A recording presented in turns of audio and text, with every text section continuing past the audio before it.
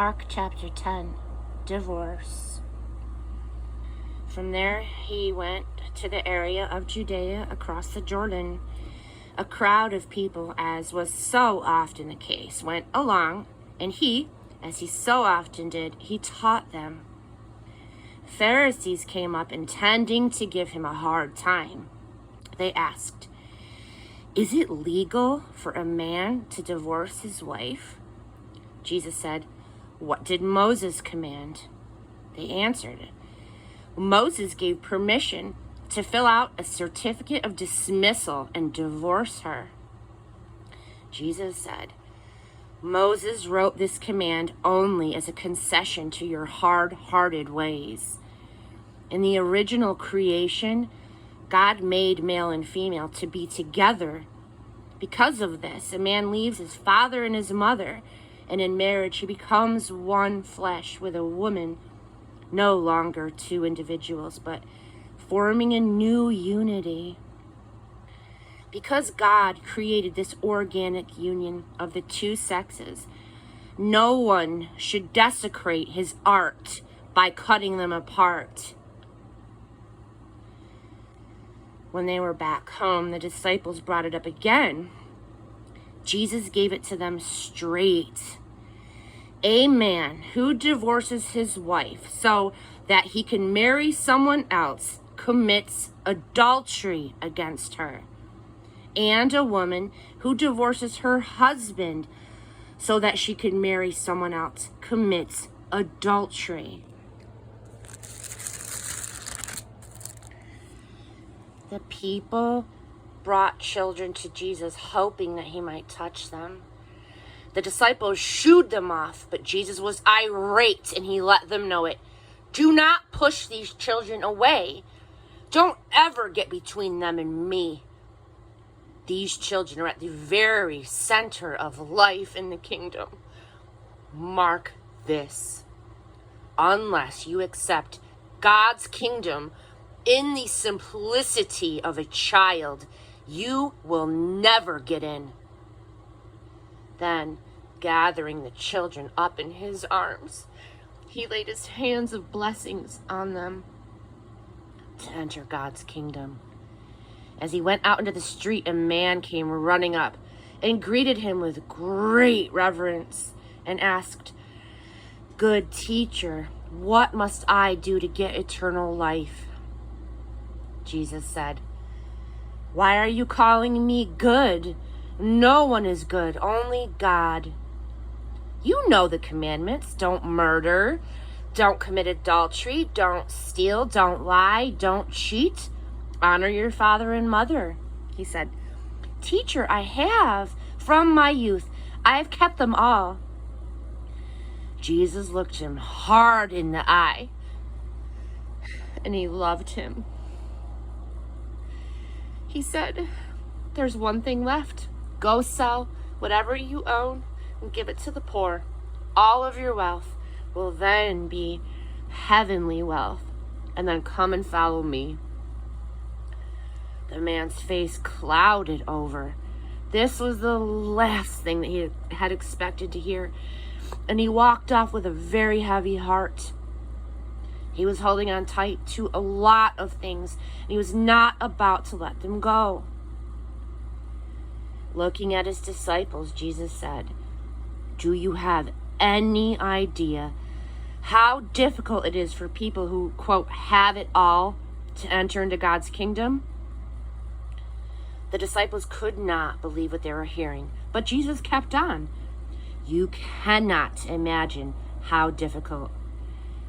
I would say that it's easier for a camel to go through a needle's eye than for the rich to get into God's kingdom."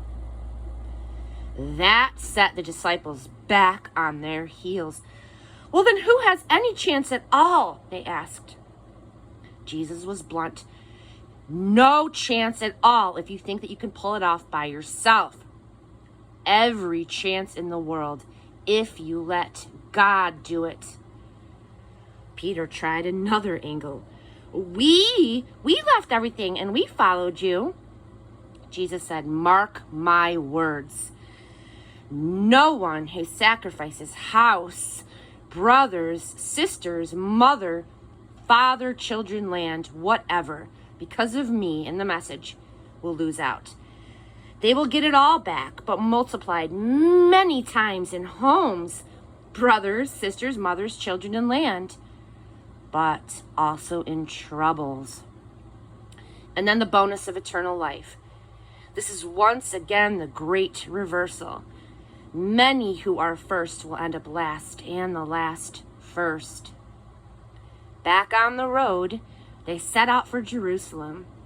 Jesus had a head start on them, and they were following, puzzled, and not just a little bit afraid. He took the 12, and he began again to go over what to expect next. Listen to me carefully. We are on our way up to Jerusalem, and when we get there, the Son of Man will be betrayed to the religious leaders and scholars. They will sentence him to death. Then they will hand him over to the Romans, who will mock and spit on him, give him the 3rd degree, and then kill him. And after 3 days, he will rise alive. The highest places of honor. James and John, Zebedee's sons, came up to him. Teacher, we have something that we want you to do for us. What is it? I'll see what I can do. Arrange it, they said, so that we will be awarded the highest places of honor in your glory. One of us at your right and the other at your left. Jesus said, you have no idea what you're asking. Are you capable of drinking the cup that I drink, of being baptized in the baptism that I'm about to be plunged into? Sure, they said, why not? Jesus said, come to think of it, you will drink the cup that I drink and be baptized in my baptism.